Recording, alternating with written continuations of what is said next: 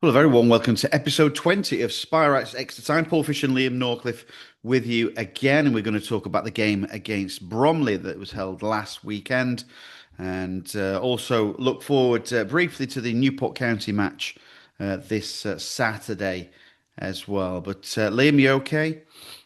Yeah, I'm good, thank you, mate. It's just a bit miserable weather. It's very grim.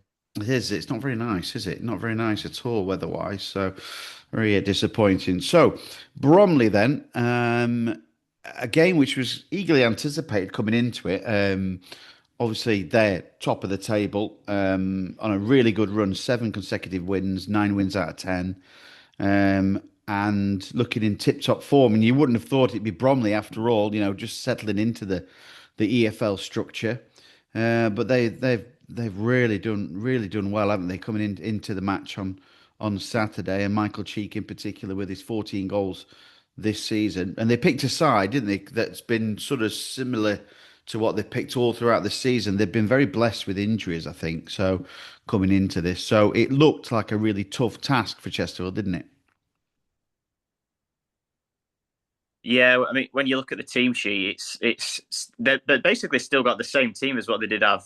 I don't know, 3, 4 years ago in the National League. They're all still the same sort of names there. Like, just added, one or two. You have to sort of do your research, but I imagine your sort of commentary notes can be Yeah, pretty much done. pretty much. Yeah, They're a very consistent set of players, and that's probably why they're doing so well because they've come up through the National League together, and now they're flying high at the top of League Two. But yeah, the game was everything that we probably expected, apart from that there weren't any goals because there's usually goals, controversy, and drama, and obviously we got a little bit of that towards the end of the game. But I thought Bromley had more of the chances in the first half. I think Hemming saved from Whiteley and Pinnock, and Arthurs and Sawumni should have scored or at least hit the target with headers. yeah. And Chesterfield probably just had that one big one for Lee Bonnis from that excellent Adam Lewis cross. So yeah, I think Bromley probably had more of the chances in the first half. But yeah, I thought Chesterfield were better in the second. Can't remember feeling like Chesterfield were under too much pressure after the break, and I think I think Freddie Ladapo, I think he should have scored. Tom Pearce came on, didn't he, and came close with a cross shot, and Sam Curtis forced a save as well. And then obviously it came to the penalty decision, which it was unclear to everyone in the Yeah. ground. And to be honest, I still haven't seen a clear angle where it's an obvious handball, but there were no complaints from the Chesterfield players on the pitch at the time, which sort of told its own story. And then Gary Roberts didn't have any complaints about it afterwards either. So yeah, given for handball, Dylan Duffy yellow card, and but thankfully Hemming came up with another important save, didn't he? That's two penalty saves for the year for him already. Saying he's playing his best football of his career so far, and he's really settled in the area, and he's regarded as the best goalkeeper in the division, isn't he? By Chesterfield, and luckily it was Nicky Kabamba who's taking it, and not Michael Cheek, because Yeah. I think we know what would have happened there. But I totally forgot that Michael Cheek was even on the pitch, to be honest, when he got subbed. I don't really remember him having much of a sniff at all for once, because I think he's scored more goals against Chesterfield than anyone else in his career. So, I mean, reflecting on the game, probably about right, I'd say. Probably it's one of those where, yes, Chesterfield could have won it, but when the opposition have got a penalty in the 88th minute at 0-0, I think you've got to be grateful that you come away with a point yourselves. How did you see it?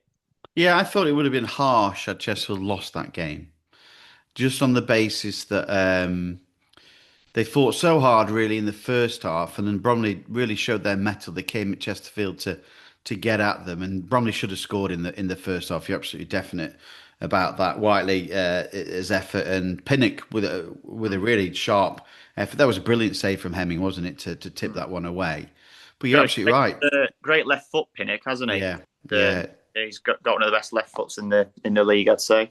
Missed a big chance for Northampton in a FA Cup game a few seasons ago. Blaze it over the bar, which could have changed things during the course of that match. But yeah, Show Me should have made. He should have hit the target with that. It was a free header at the back post, and he should have Mm. scored. Should have scored, and Chesterfield got away with one in that respect. But yeah, the second half, I felt Chesterfield grew into the half. Um, they had some opportunities, but they made the real change when the changes made with Grigg and Ladapo when they went two up front. I thought that's when Chesterfield opened the game up so much and relied on the wingers to get forward, and yeah, Ladapo should have scored. Curtis had the effort, but in the build up to the Curtis effort, Lee Bonus should have been pulled back for a shirt pull, shouldn't he? In that build up, so that was definitely a foul. So there's no bias here. That was a foul in the build up, and Bromley would have been absolutely fuming had that gone ahead, and Curtis would have scored. I think Lee Bonnis had one himself as well, where I was so He frustrated at the did, yeah, time that he didn't pull the trigger. For someone who's in good form, 10 goals for the season, and on such a good scoring run just before Christmas and over New Year, totally baffled me why he didn't pull the trigger. yeah, And he sort of delayed and then passed it. And James Berry as well, he just sort of lost his balance, I think, at the yeah. last second, didn't he? And skewed it wide. So come to think of it, probably Chesterfield did have more chance in that second half than I first thought. But yeah, it was everything we expected, wasn't it? But a good Bromley team though. You can see why they Mm. don't lose many games. Oh, certainly they've got a very settled defence, haven't they? And they lost Danny Imre, the flying fullback, uh, last season, who's now in. Well, I think he was called up for Crystal Palace. I think the other day he was on loan at Blackpool. But I thought was really equally as good at fullback as well. So, but with regards to the penalty, it was quite interesting. I saw a shot from a photographer after the game. Jake Smith had the cameras there he was doing, and it got a deflection off of a Bromley player onto Dylan Duffy's arm. He was really unlucky, Dylan Yeah. Duffy there. His arm was in a natural position; it was up, but it was meant to be because he was trying to sort of get his body into a position to stop any ball going in. So he was really unlucky that it deflected onto his arm. But nobody could see that at the time because he was behind a player, you see. So he was on the line. He was just behind a player. That's why the referee and Dylan Duffy only knew what went off because nobody really appealed from Bromley's point of view, and the Chesterfield players actually just all thought, and nobody complained, did they? So apart from But Dylan Duffy, he picked up a yellow card. you don't really know what the handball rule is No. anymore, do you? Especially like with VAR in the Premier League as well, because I can't remember if it was this season or last season where there's a rule that came in where if it did take a deflection and hit someone's hand, then that wasn't deemed to be Yeah. handball and a penalty. But I think Guy Roberts said after the game that Dylan Duffy maybe thought the ball was going in and he maybe decided to take one for the team and stick a hand out, maybe see if he could get away with it. And if it was given, well, he's maybe stopped a goal, if you like. But Yeah. it wasn't going in, wasn't it? Was it? So they got let off the hook there, and a little bit of a lesson for them. Yeah, yeah, it was unlucky, and I think Hemming's save was the sort of he thought that's good for Chesterfield. That'll build them a lot of confidence because they would have been absolutely gutted to come off that field of play, put in all that effort and not get at least a point out of it. But as usual, I was impressed with Bromley. I know a lot of fans are moaning about their particular tactics and whatnot, but it works for them, and you've got to applaud Bromley in the way that they're set up and how they approach a game and get the maximum out of their players to get the most points available. And the top of the table for a reason. They've been the best side since the turn of sort of November, really, haven't they? So you've got to really credit them for that. And I thought Chesterfield were going to go and win it after that, though, in the last sort of 5 minutes of added time. yeah, You know, You really thought they had it swung, didn't it? They had the momentum, and you really thought that it was going to be a sting in the tail for Bromley, and that Chester were actually going to go up the other end and score. Well, that Tom Pearce delivery at the back end when it missed everybody, Mm. was absolutely fine. We'd obviously seen what he could do with his left foot before when he had that shot, didn't he? That there was arrowing in towards the corner and a brilliant save from the key from Grant Smith. So we'd seen what he could do, but yeah, how that ball didn't go in, it was fizzed across, wasn't it, as well? And yeah, my word, what a ball that is, and what an exciting prospect he kind of looks for the remainder of the season, doesn't he? So he's got a wand of a left foot. He's obviously got to get up to speed a little bit. So I think Adam Lewis might get a couple of games. I think, but we'll see, won't we? But yeah, what an Yeah, impressive signing. he's only 27, so he's a good Yeah. age. Mm. Obviously, he's someone who has played with Gary Roberts at Wigan, someone who Paul Cook signed for Wigan Yeah. for a fee. Um, he hasn't actually played that many games in his career. He's only, if the stats online are right, he's only played sort of over 100 matches. Which is obviously not nowhere near enough for someone who is 27 years of age. But he is someone who's played at a higher level, played in the Championship and League One for Leeds and for Wigan. So he's playing above his level at the minute in League Two. He's never played at this level before. But yeah, he's a good. Looks quite quick, doesn't he? As well, Yeah. great left foot. You can imagine him getting some assists, maybe chipping in with the odd goal. Good height for this division as well. I don't think he'll struggle physically. Free agent, 18-month contract, so got him for next season as well. So if Chesterfield do get promoted, get into League One, then you're not really, based on his CV, he's probably not going to have any problems stepping up either. And then some of the other, well, there were debuts and home debuts throughout the team. So when you sort of think about that, it is a good point, isn't it? Because Mm. it's a new back four, isn't it? And you think about, as I mentioned to Gary Roberts in the post-match interview, it's sort of like knowing where your colleague is on the field of play. And it looks like they all seem to enjoy Paul Cook's system that he plays, so they know whereabouts they are. Will Dixon was a surprise starter, wasn't he, from that point of view, to start on the left-hand side.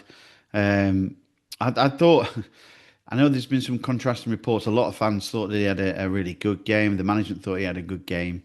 Um, I thought he got into some good positions, but didn't quite execute well because he's not naturally on the left hand side.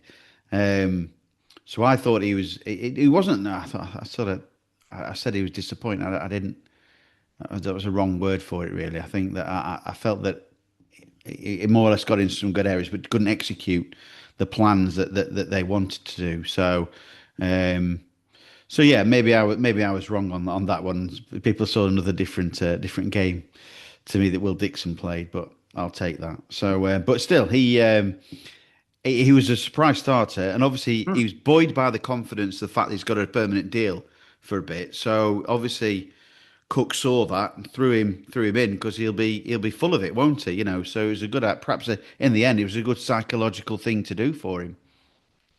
Yeah, I have to say I was in the camp of I actually thought he had a good game. So considering we sit 2 or 3 seats away from each other, but yeah, well that's football, isn't it? That's why we Mm. love it so much because we all have different opinions and stuff like that. So that's why we love football and we love debating it.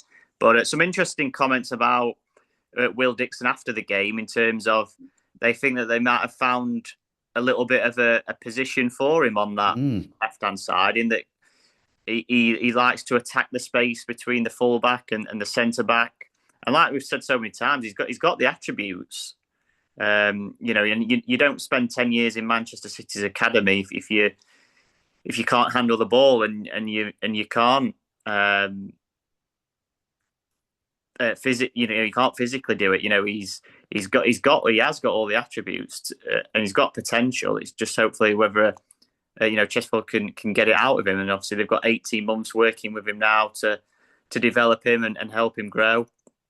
It probably did come as a bit of a surprise, didn't it? Because well, whilst he's been on loan, he starts have been very rare for him, and Yeah, he's come off the bench in the odd game, but only with sort of 5 minutes to go, and he's been a starter in the EFL Trophy. So probably a few, maybe even just a month ago, you'd probably say that it would be a bit of a surprise for Chesterfield to sign him on a permanent deal. But yeah, then when you sort of actually think about it, it does make sense in that they've got a 21-year-old with lots of potential and good attributes and someone who's regular being a regular goal scorer in the academies at Everton and Manchester City and he maybe just needs a little bit of time on the training ground, some more minutes in men's senior football, and maybe they're going to have they've got a real player on their hands. yeah. And he could be an asset for them, and he could be worth quite a lot of money in a couple of years. I say Central League defences next season with Gunnar Elliott and Will Dixon up front are going to be quite hard done to, aren't they? So that should be good going forward. Dixon's obviously a step ahead of Gunnar Elliott right now. He's ruled out for the remainder of the season. But he's highly thought of by the Chesterfield staff as well. So we'll wait with that one. So yeah, that's a positive move, and they've moved into getting him away from a loan deal as well. And we've seen Ronan Darcy go back to Wigan as well, and there's the reports that he's going to be either loaned out to Crawley. I don't think that's been confirmed yet, though, has it? No, But whether that's just loaned out, I think, because I'm sure they'd be interested in buying him. But he cost Wigan a lot of money from Crawley, so I don't think Crawley be.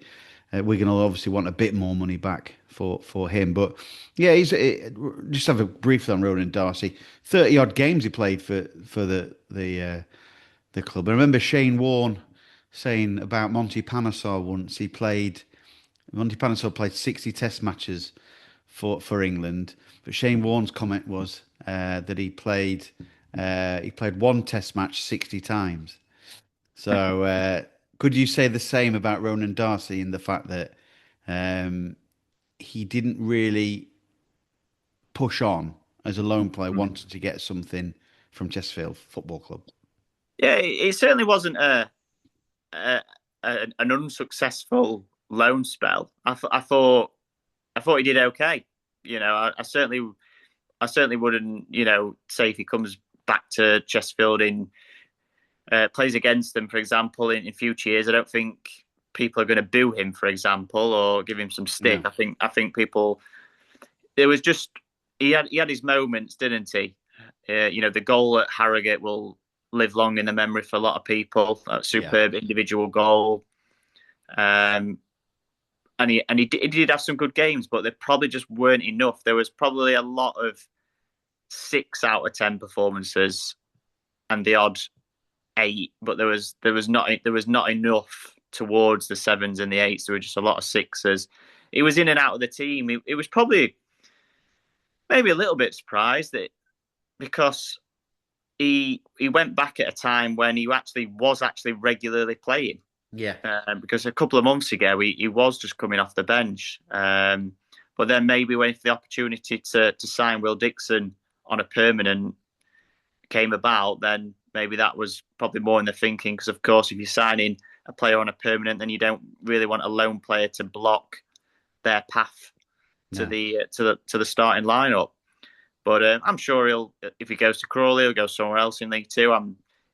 He's won promotion with Crawley, hasn't he? And he's back with the manager as well, who he won promotion with. So, I certainly don't think there's any hard feelings there. No sort of ill feelings towards him. I think he did okay. He certainly gave, as far as I could see, maximum effort every game. He was certainly, running around with lots of energy. Just maybe playing in a 10, it's a difficult position, isn't it? Mm. To play. It's not the easiest position to play and to get on the ball, and especially against League Two teams. The styles that they play, it's very difficult. And not when James Berry's now playing in the 10, Mm, isn't he? So, we've seen that in the last couple of games at MK mm, and at home against Bromley, that James Berry's played in a more forward position rather than out on the wings, isn't he? Rather than cutting in from the left, it's Berry the one who's driving at the defences, isn't he? We've seen that in the first half last week. James Berry, when he gets the ball and drives at the defences, somebody hacked him down, Mm. and that's what they want from James Berry is to put the defence on the back foot. Once he's got the ball, he's really good with it with his feet, isn't he? He gets close control and he forces defenders or midfielders to try and attack him and bring him down.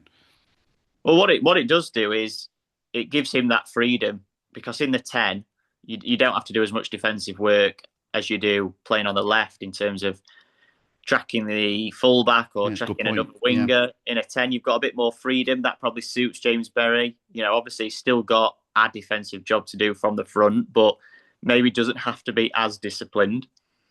And he's someone who affects games, doesn't he? He gets goals and assists. So if he can, if he can adjust to that sort of small position change, it does make sense of having someone who does affect games with goals and assists, behind the striker. Mm, But probably another big talking point that we need to discuss is the playing out from the back, because I think that mm. really made everyone really edgy and nervous in the first It half. certainly made me. Oh yeah. um, and you can understand the reasoning behind it when it was explained after the game that Bromley have got some big physical defenders who would win every single header against Lee Bonnis, and the ball would just come straight back. And they felt that if they could play through the press, then they might be able to get some joy from that. So I think it added up, in terms of when you say like show me your maths. It made sense, but they just couldn't quite execute it, wasn't it? Gary Robb Yes. said the pitch was a bit lively. There was one or two technical errors in terms of passing to people's weaker foot Wrong or side. Yeah. wrong Yeah. side, and it just didn't quite come off. And it nearly did cost them a goal or two, and it certainly cost them some territory and some corners, and they put themselves under unnecessary pressure. But it sounds like something they're going to keep working at. They're going to try again. So, and it's probably something fans are going to have to get used to, and it's that word patience again, isn't it? Yeah, exactly. And I think that whatever plans they've got, I'm sure they've worked in detail to try and work it out. But yeah, it is a little bit jittery, especially when the fans don't know that they're gonna happen. Not that they would ever say their tactics in advance, but for the first time, the SMH Group Stadium seeing Chesterfield play out from from their own goal kick Goal kick, yeah. is and they've criticised other sides for doing it. So to be fair, but if it's a direct plan to try and stop something, then you have to work with it. Obviously, they've seen something and they've worked like you said. If they're just lumping the ball up to Show Me and to El Arouet, they were never going to. Lee Bonus, bless him. I mean, he's up against two-man mountains, isn't he? It's never going to work. So it was the right thing to try and do. Yeah, but like you said, it's just the execution of it. Mm. The more practice on the training ground, obviously, the better that they will be about it. Let's touch on then Newport then, because we can move swiftly on. Stopped Bromley's match-winning run. So Chesterfield up against a side who are in big trouble. They are one win in the last 10 since they changed managers, and they've only won once. The caveat, though, to that one win was it against Crewe Alexandra. So what that says, Liam, I think, is if you don't turn up on your day, then you'll be beaten by Newport County, even though they've had some poor results going forward in the last time. They look certain for relegation. You switch off what you plan to do, and then you'll come a cropper, won't you? Yeah, well, I think we know that from League Two. It's Mm. anyone can beat anyone on the day. There's such a small margins between each team, isn't there? If you're off it 5% and the other team are on it a little bit 5% more, then you'll fall to a defeat. Chesterfield have found that out in the last sort of year or so, haven't they? But yeah, it can be a tricky place to go in terms of the pitch, although I believe it is a little bit better than what it has been over the years. Chesterfield also obviously now got Newport's best player, if you like, in Yeah. Sammy Braybrook. So he'll know. He might be able to give them some insight into how they play. And I think I imagine they are more of a footballing technical team. With given who they've appointed a young manager in Christian Fuchs, who was a Premier League winner with Leicester, Winner. Mm. 10 years ago. So I think it's his first job in management. Um, and to be fair, when they came to the SMH earlier in the season, although Chesterfield did win 4-1, it probably didn't tell the full story because it was 2-0, wasn't it, with about 10 minutes to go. They got one back. There was a few nerves, and then Chesterfield managed to score two more just to take it away from them. But it wasn't a 4-1 hammering from what I remember. And Newport actually caused Chesterfield quite a few problems on the day. They did, yeah. They're passing football under David Hughes, their former boss, who was a Man United coach, wasn't he? Yeah, that got the job there. But yeah, with Braybrook in the side, and they actually tried to pass their way out of whatever danger. The problem is that they had such a young side, and Courtney Baker Richardson, I think the striker, that they probably a little bit of naivety once they got the goal.